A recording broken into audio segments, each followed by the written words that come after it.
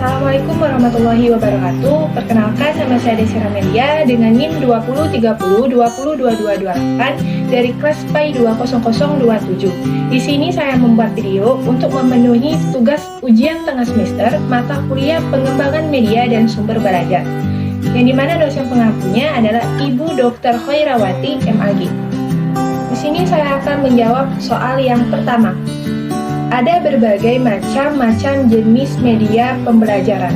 Yang pertama, media visual adalah media pembelajaran yang berfokuskan pada indera penglihatan, di mana penyampaian materinya bisa menggunakan proyektor atau proyeksi.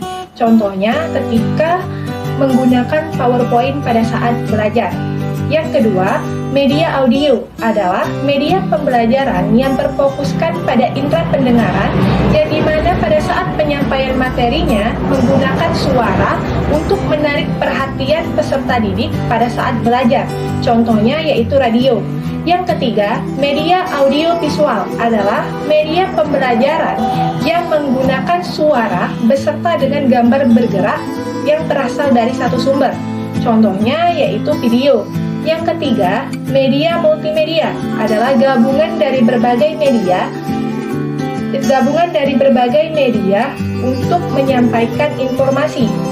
Gabungan tersebut terdiri dari teks, suara, gambar, dan ilustrasi.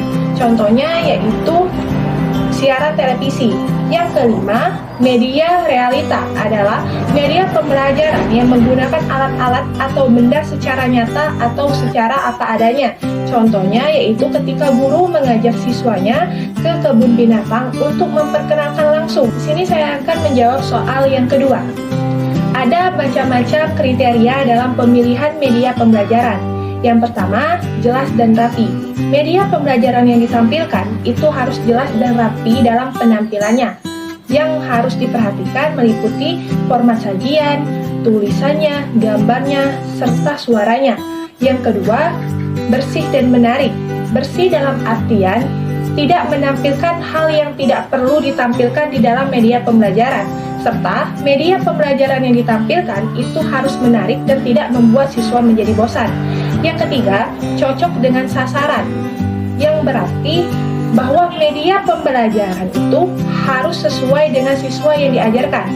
Misalkan, ada media pembelajaran yang dibuat untuk kelompok besar, itu belum tentu cocok untuk kelompok kecil atau perorangan. Yang keempat, sesuai dengan topik yang diajarkan. Media pembelajaran yang dibuat harus sesuai dengan kriteria isi, yaitu konsep, prinsip, dan prosedural. Yang kelima, sesuai dengan tujuan yang diajarkan. Media pembelajaran yang ditampilkan harus sesuai dengan tujuan pembelajaran dan tidak boleh keluar dari topik pembelajaran. Yang keenam, praktis, luwes, dan tahan. Yang berarti bahwa media pembelajaran itu harus fleksibel, harus bisa dilakukan oleh siapapun dan bisa dimengerti oleh apapun. Yang ketujuh adalah berkualitas baik. Media pembelajaran yang ditampilkan itu harus berkualitas baik, yang dimana media pembelajaran itu langsung dapat dipahami dan dimengerti oleh peserta didik. Yang kedelapan, disesuaikan dengan lingkungan. Yang maksudnya adalah bahwa jika kelas tersebut ukurannya sedikit kecil, maka media pembelajaran yang digunakan harus disesuaikan dengan ruangan tersebut agar tidak terjadi kendala. Contoh pemilihan kriteria pada media pembelajaran visual. Yang pertama, media pembelajaran visual yang dipilih harus sesuai dengan tujuan yang ingin dicapai.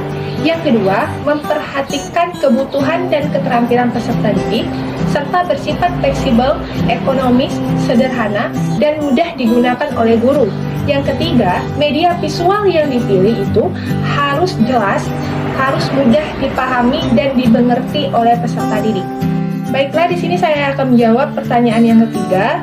Ada langkah-langkah prosedural yang harus ditempuh oleh pengembang media. Yang pertama yaitu perencanaan. Perencanaan adalah kegiatan mengidentifikasi kebutuhan peserta didik yang akan memahami media yang dikembangkan, serta membuat tujuan yang akan dicapai. Yang kedua adalah membuat naskah. Guru membuat naskah harus sesuai dengan KD, indikator, tujuan, dan materi materi pembelajaran yang akan dituangkan di dalam media. Yang ketiga adalah produksi, adalah cara untuk membuat media atau menghasilkan media.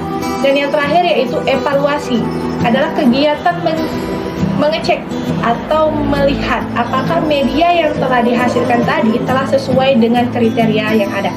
Mungkin itu saja yang dapat saya sampaikan, lebih dan kurang saya mohon maaf. Wabillahi taufiq wal hidayah. Wassalamualaikum warahmatullahi wabarakatuh.